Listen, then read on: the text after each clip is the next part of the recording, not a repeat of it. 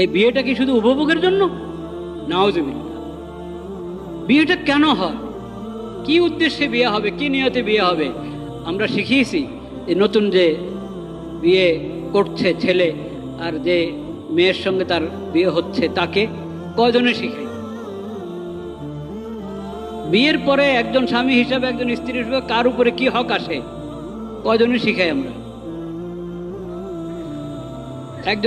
একজনকে জিজ্ঞেস করা হয়েছিল যে শুনলাম তোমার বিয়ে, কেমন প্রস্তুতি নিয়েছ?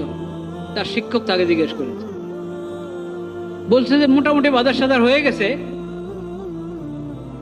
মোটামুটি বাজার সাজার হয়ে গেছে, অল্প কিছু বাকি আছে।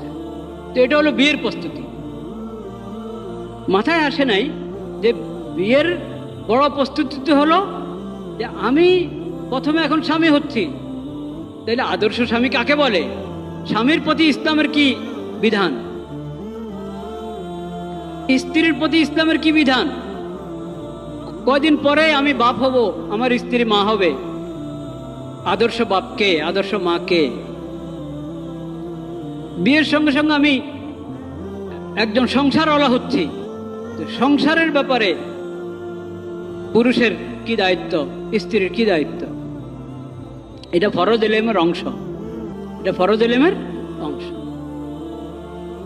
আচ্ছা, এরপরে মনোমালিন্য তো হবেই, হতেই পারে দুজনের জিন্দেগিতে, বরং খালি দুজন তো না, দুটা পরিবার, মনোমালিন্য হতেই পারে। হলে কি, যদি এরকম হয় অবস্থা, একজন আরেকজনের কথা পছন্দ হলো না, কাজ পছন্দ হলো না, তো কি করবে? এটার ব্যাপারে শরীয়তে শিক্ষা আছে কিনা? আছে। আল্লাহ তো কোরআনে বলে দিয়েছেন, ও আশিরুহুন্না বিল মারুফ ফাইন কারিহতুমুহুন্না ফাআসা আন তাকরাহু শাইআন ওয়া ইয়াজআলুল্লাহু ফীহি খায়রান কাসীরা। তোমরা তোমাদের স্ত্রীদের সঙ্গে উত্তম ব্যবহার করো, সুন্দর ব্যবহার করো, যৌক্তিক ব্যবহার করো, ন্যায়সঙ্গত ব্যবহার করো, আচরণ করো। ফাইন কারিহতুমুহুন্না, ফাইন কারিহতুমুহুন্না, বিয়ে তো হয়ে গেছে কিন্তু এখন তোমার কাছে ভালো লাগছে না, মেয়েটা ভালো লাগছে না, এই কথা বলে না। মেয়ের কোনো একটা বিষয় ভালো লাগে না, মেয়ের কোনো একটা বিষয় তোমার ভালো লাগছে না, এই কথা এভাবে বলা হয় নাই। আয়াতে বলেছেন ফাইন কারিহতুমুহুন্না, ওই স্ত্রী ভালোই লাগছে না, তোমার পছন্দ হলো না, মেয়েটাই পছন্দ হলো না তোমার। আল্লাহ কি বলেন? ফাইন কারিহতুমুহুন্না ফাআসা আন তাকরাহু শাইআন ওয়া ইয়াজআলুল্লাহু ফীহি খায়রান কাসীরা।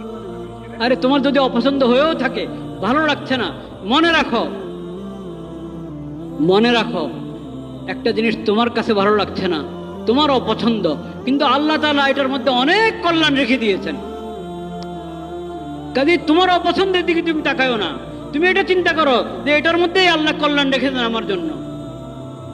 কাজেই তুমি তার সঙ্গে তুমি ভালো ব্যবহার করো, সুন্দর ব্যবহার করো। এই কথাটা আমি মহিলাদেরকে শিখিয়েছি, আমি ছেলেদেরকে শিখিয়েছি। এখন বিয়ে করে আনালাম, ছেলেকে এটা শিখালাম না, মেয়েকেও শিখালাম না।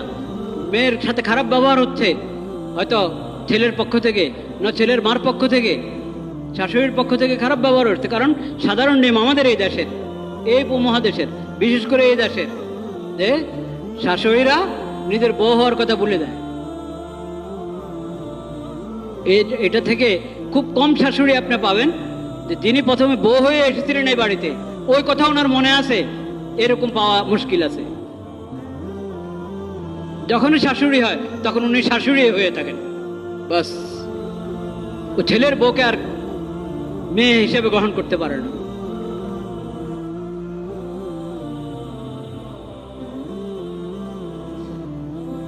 কেন? খালি তাদের স্বভাবের দোষ, সবকিছু আমাদের দোষ, আমরা তো শিখাই নাই। এই যে কথাটা ফাইন কারিহতুমুহুন্না, এটা দোনো দিক থেকে। মেয়ের পছন্দ হচ্ছে না ছেলে, মেয়ের প্রতিও এই কথা আল্লাহ, যে তোমার যদি ওকে ভালো লাগছে না, তো বিয়ে তো হয়ে গেছে আল্লাহর বিধান মোতাবেক, আল্লাহকে সাক্ষী রেখে তোমাদের বিয়ে হয়ে গেছে। এখন সুন্দর জিন্দেগি যাপনের চেষ্টা করো। নিজের পছন্দকে আল্লাহর উপরে ছেড়ে দাও।